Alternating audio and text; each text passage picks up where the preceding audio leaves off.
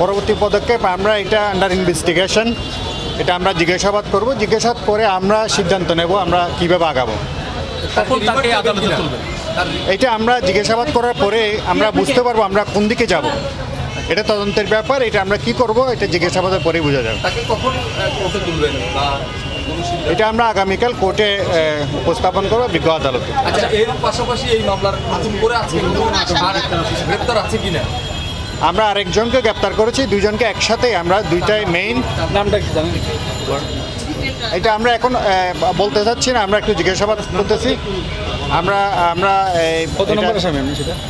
এটা মূল দুই আসামিকে আমরা গ্রেপ্তার করেছি। আচ্ছা, তা কি বলা যাবে? আরেকজন যাকে আপনারা আটক করেছেন সে কি এই আসামির তালিকায় আছে? জি জি, আসামির তালিকায় আছে এবং ভিডিও ফুটেজে সে স্পষ্টভাবে আছে যে সে এই কিলিংয়ের সাথে জড়িত। নামটা কি বলা যাবে একটু?